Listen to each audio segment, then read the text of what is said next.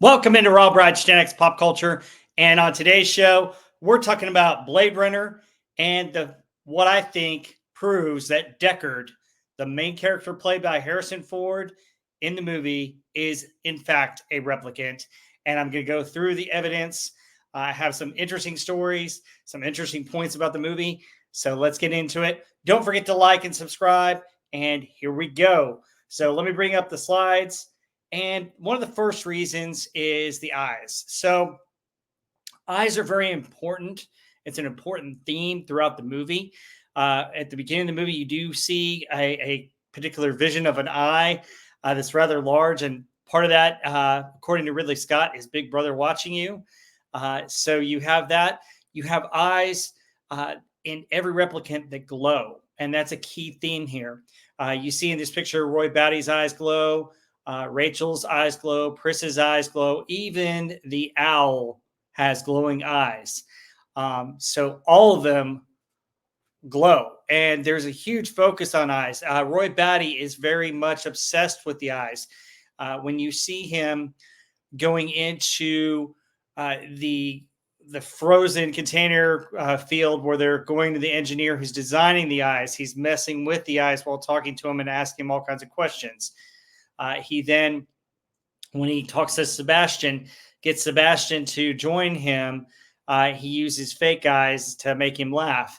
And then with Tyrell, the creator, he, kills him by grossly squishing his eyes and crushing him. So it's very much in the eyes. Now, how does this relate to Deckard? Well, I'm glad you asked. In this scene with Rachel, Deckard's eyes glow. A lot of people think it was a movie mistake. It was done on purpose. Deckard's a replicant, and that's one of many pieces of evidence that I'm going to show you today as to why he's a replicant. So his eyes glow just like the other replicants. He's a replicant. All right, the next piece of evidence, photographs. So you have the famous line from Roy Batty to Leon. Leon, did you get your precious photos? And Leon had gone back for his photos, but somebody was there and he couldn't get to them. They are precious to him. The reason why they're so precious to a replicant like Leon is that they have imported memories, and the pictures are supposed to bring back those memories. And as these replicants become more and more self-aware and develop more and more feelings, they need things that remind them of their implanted memories, and pictures do that. So it's not just Leon that has pictures. Rachel actually brings the photos to Deckard to his apartment, and she's attempting to prove that she's not a replicant. Deckard tells her two stories. He tells the story of when she was younger with her brother, and they go in the basement and things happen. And then the story of the spider when she was a little girl. But he tells her that those were all made up, that those are implants, because those are stories from Tyrell's niece and her life. He also shows her the picture that it's not really her, it's Tyrell's niece. So that's part of her story. But it also relates to Deckard, and it shows that he's a replicant because guess what? He has his own photos on the piano. And these photos seem to represent a idyllic childhood, a house in the suburbs or the country. He's at the piano and he sits there and he lapses into a walking dream. And one of the photographs almost comes to life for a split second.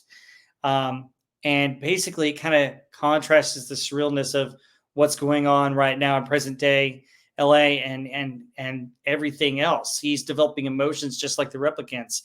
That's because he is a replicant. His mind is not fully his. It's implants, and these pictures are to remind him of the implants.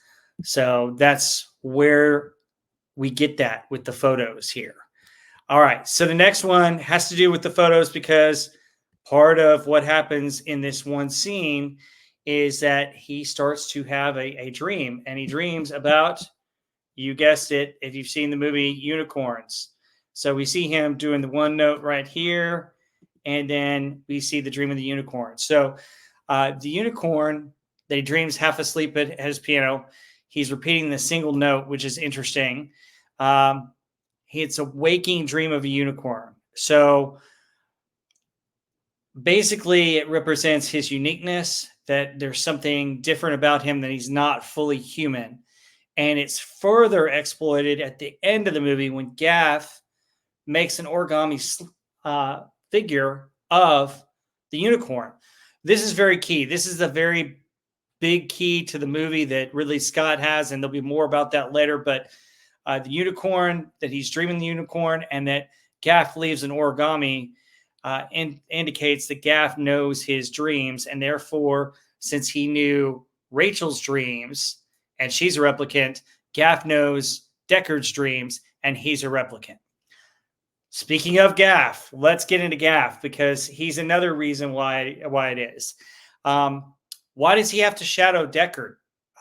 Isn't Deckard well off at the beginning? Wouldn't he be able to handle it as Blade Runner his own? Could it be that he had to keep an eye on him because he's a replicant? He's always showing up, especially after he's made his first, second, last kills, all of those. He uses origami to taunt Deckard. He uses a man, a chicken, and finally, he uses the unicorn, as I mentioned, that references Deckard's dream about unicorns, and the fact that he knows Deckard's dream. The last piece of information with Gaff, which is very interesting, and we're going to get more into this in a moment, is his last lines towards Deckard are, "You've done a man's job." Why would he say that? And why would that be a compliment? Well, if you're human, I don't know if "you've done a man's job" is very much a compliment unless you're coming of age and a boy becoming a man. But if you're a replicant and an android, "you've done a man's job" might be complimentary. The other thing that he mentions is, "Too bad she won't live," but then again, who does? Means that he knows about Rachel staying at Deckard's apartment while all of this is going down. So it's interesting how much Gaff knows. He's a very interesting character, and I think he's another big hint as to why Deckard's a replicant. So speaking of "you've done a man's job," there's a huge aspect of this movie that has to deal with Deckard's manhood. And basically, in the police force, he's kind of coming back to it. He never refers to the words retired or retirement. And at the beginning of the movie, it says retired or retirement are used to describe replicants that have been put down, but he doesn't describe him leaving the police force as either one of those things. It's interesting.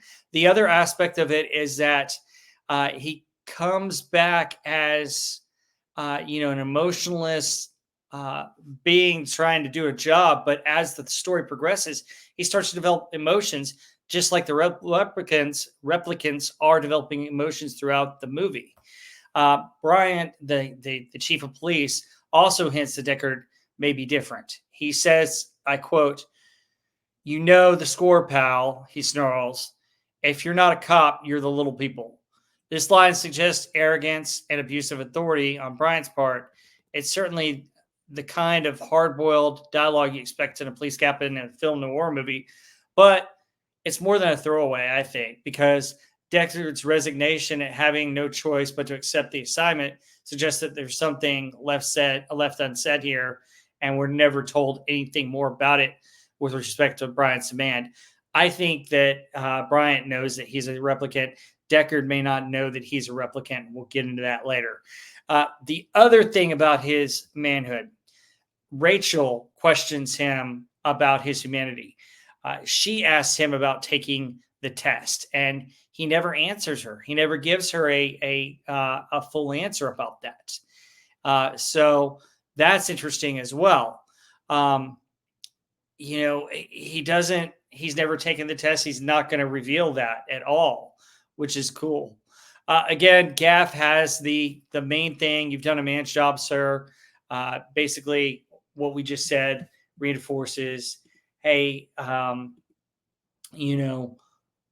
if he's done a man's job, why would he say something like that if he were a man, So the next thing that's interesting. So in this movie, you have a unusual love scene between Rachel and Deckard. And here are a couple of pictures of the love scene right here. So it's highly unusual. Deckard actually, keeps her from leaving, which is kind of creepy. And he's very forceful, but his movements are very robotic. It's not like a romantic leading man and a leading lady in a normal love scene. It feels so robotic. And then he tells her to say kiss me. He tells her to do that, and then after she says it, that's the only time when he kisses her, and it's an awkward kiss. It's really weird and robotic and uncomfortable, which I think shows that he is a replicant. She's already a replicant. We already know this. You would expect her to be weird too, but it's him that's kind of strange. The other aspect is during this scene, this is where his eyes glow as well, which is interesting.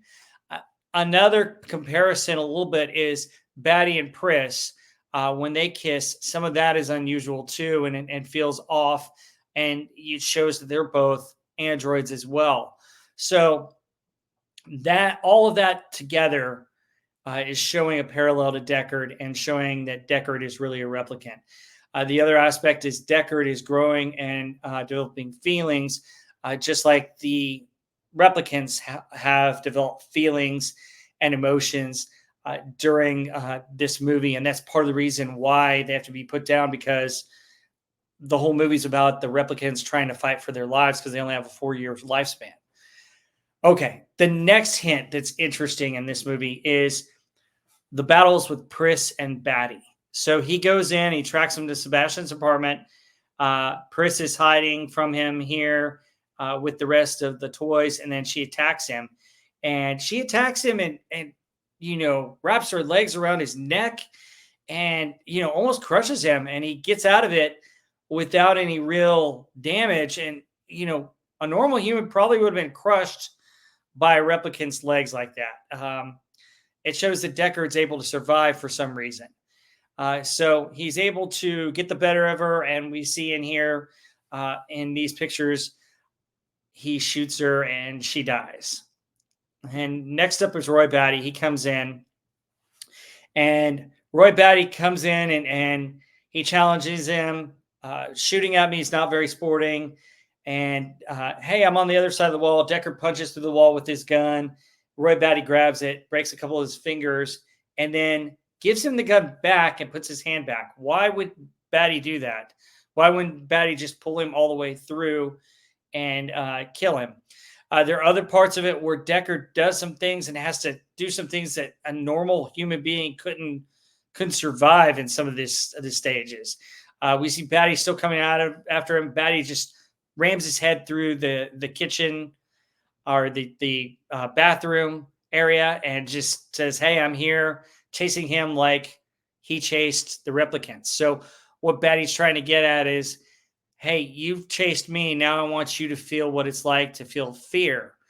I don't understand why Baddy's necessarily doing that if he doesn't know that Deckard is already possibly a replicant, and he's trying to prepare him for, hey, this is what's going to happen to you after you get done with us. So you see him go through all this. Deckard gets away to the roof, jumps over to the other side, and is clinging for his life on the building. Baddy jumps and makes the jump rather easily, and then he does something remarkable. So Baddy, throughout this movie, he's killed all of his creators. He's killed just about everybody he's gone up against. Instead, he saves Deckard. So why would he save Deckard if he didn't know something about him, know that he was like him? So he saves Deckard, and then we have the wonderful monologue, the tears and rain, which is just amazing, and the release of the dove. So you have all that with Baddy. So the movie kind of wraps up, and here's the final clue that he is a replicant.